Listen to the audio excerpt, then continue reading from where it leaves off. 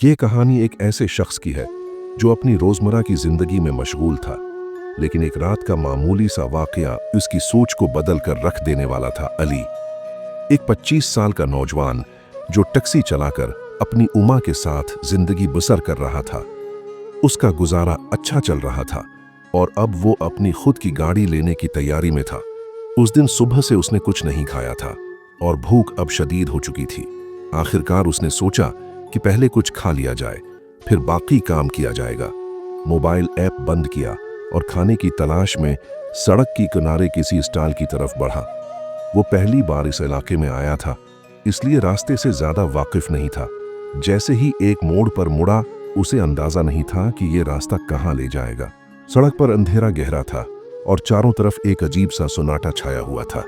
लेकिन कुछ ही आगे जाने पर उसे सड़क के किनारे एक छोटा सा ढाबा नजर आया। ढाबे के बाहर अच्छी खासी भीड़ थी और खाने की खुशबू से माहौल महक रहा था।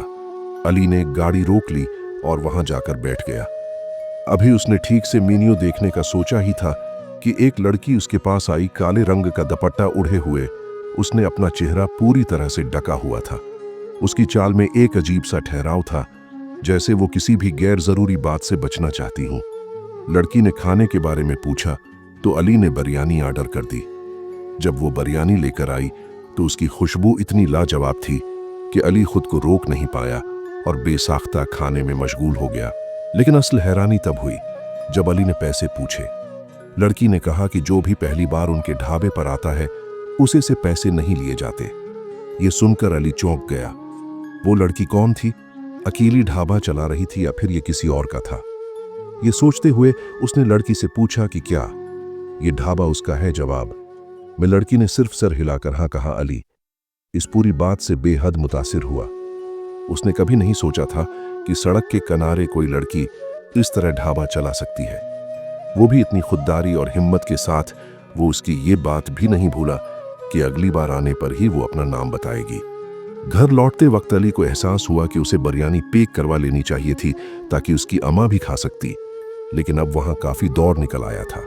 वापिस जाना मुमकिन नहीं था।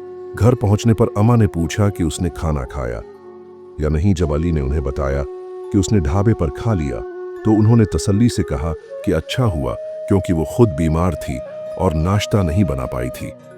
अली ने जब अम्मा को इस लड़की के बारे में बताया तो उन्होंने भी हैरानी जताई कि पहली बार किसी लड़की को सड़क के किनारे अकेले ढाबा चलाते सुना है।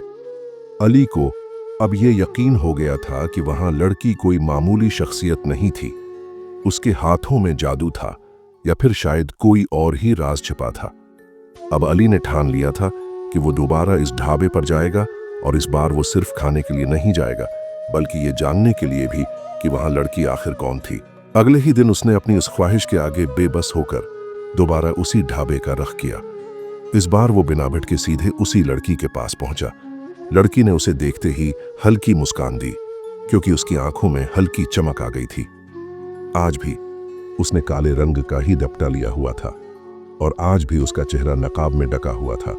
नौजवान ने हंसते हुए कहा, तुम्हारी बिरयानी ने रात भर मेरी जबान पर अपना जायका बरकरार रखा, इसलिए आज दोबारा खाने आया हूं। फटाफट गर्म गर्म प्लेट लेकर आओ। लड़की ने सर हिलाया और कुछ ही देर में गर्म गर्म बिरयानी के साथ रायता भी लेकर आ गई। ये देखकर नौजवान ने मजाकिया अंदाज में कहा, अरे आज तो रायता भी है, उसके अलग से पैसे लोगी?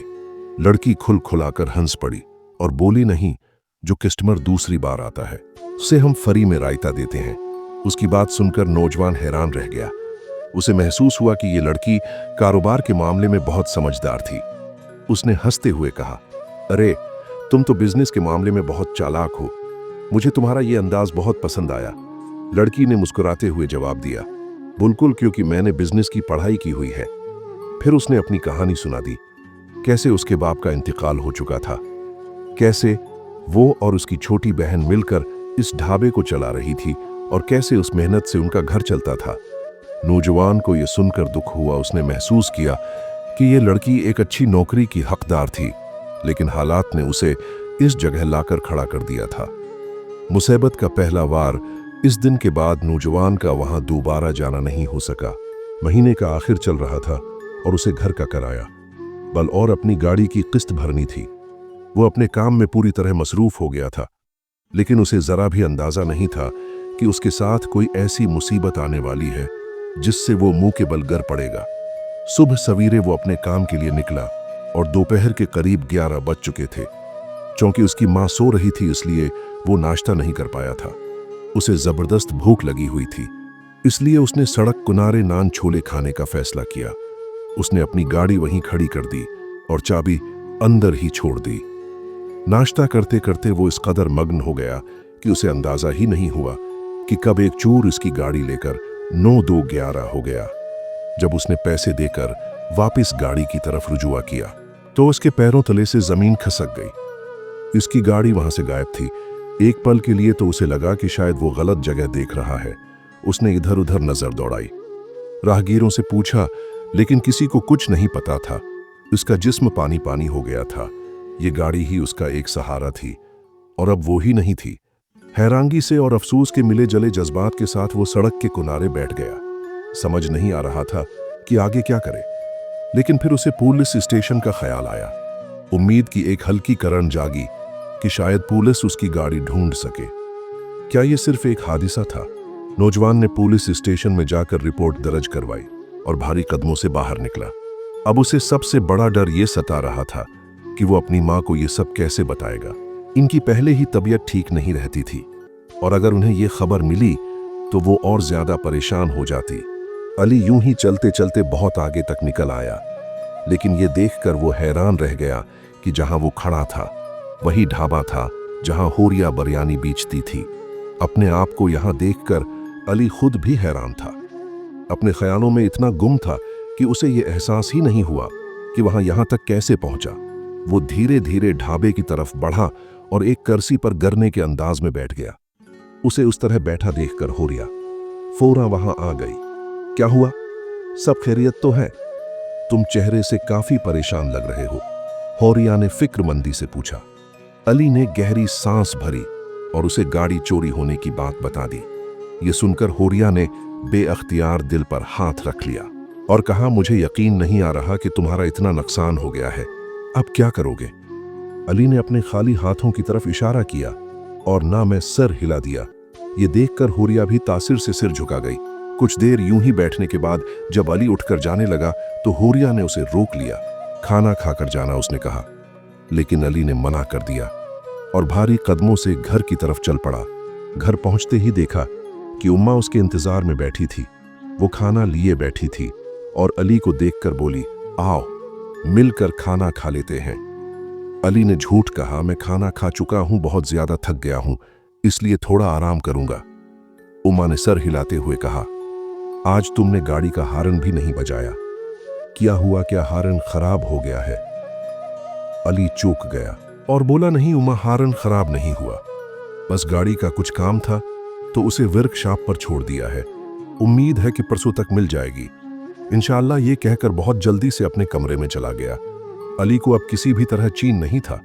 गाड़ी चोरी होने की वजह से उसकी रातों की नींदें उड़ गई थी। कुछ रोज से वो पुलिस स्टेशन के चक्कर काट रहा था, लेकिन कोई फायदा नहीं हो रहा था। पुलिस सिर्फ यही कह रही थी कि जैसे ही कोई सराग मिलेगा बता देंगे। एक हफ्ता गुजर गया, लेकिन गाड़ी का कोई अता पता नहीं था। उम्मा रोज पूछती तो अली कोई ना कोई बहाना बना देता। आज बहुत दिनों बाद वो फिर ढाबे पर चला गया। चेहरे से परेशानी साफ झलक रही थी। कुछ ही देर में होरिया उसके पास आ गई। क्या हुआ? बहुत दिनों बाद आए हो क्या? तुम्हारी गाड़ी मिल गई, उसने फिक्रमंदी से पूछा। अली ने आहिस्ता से सिर हिलाया, नहीं, गाड़ी अब तक नहीं मिली, न जाने मिलेगी भी या नहीं, हिम्मत मत हारो, मिल जाएगी। होरिया ने दिलासा देने की कोशिश की। फिर उसने उम्मा के बारे में पूछा। अली ने जवाब दिया, उम्मा ठीक है, मैंने उन्हें अब तक गाड़ी के बारे में नहीं बताया। थोड़ी देर सोच में डूबी रहने के बाद होरिया ने कहा, अली क्या मैं तुम्हारी कोई मदद कर सकती हूं? अली ने हैरानी से उसकी तरफ देखा। अरे नहीं नहीं, तुम भला कैसे मेरी मदद कर सकती हो? बस दुआ करो कि मेरी गाड़ी मिल जाए। बहुत परेशान हूं, गाड़ी की किस्त भी देनी है, घर का किराया भी बाकी है। मेरे पास तो बस खाने भर के ही पैसे बचे हैं। होरिया ने धीरे से कहा, मेरे पास कुछ पैसे रखे हुए हैं, अगर तुम चाहो तो इस्तेमाल कर सकते हो, बाद में लौटा देना। अली ने नफी में सिर हिला दिया, नहीं, मैं तुम्हारी मदद नहीं ले सकता। तुमने मेहनत से जो कमाया है वो तुम्हारा हक है, मैं तुम्हारी पेशकश की कदर करता हूं, लेकिन मैं ऐसा नहीं कर सकता। हुरिया चुप हो गई। उसके चेहरे की रौनक बच गई थी। थोड़ी देर बाद वो खाना लेकर आई और अली की मेज पर रख दिया। अली ने मना किया, अभी मेरे पास पैसे नहीं हैं, मैं नहीं खा सकता। हुरिया ने कहा, मैं तुम्हारे बल में जोड़ लूंगी, जब पैसे हो तब दे देना। फिर वो गुस्से से वहां से चली गई। अली को थोड़ी शर्मिंदगी हुई कि वो बार बार उसकी मदद को ठुकरा रहा था।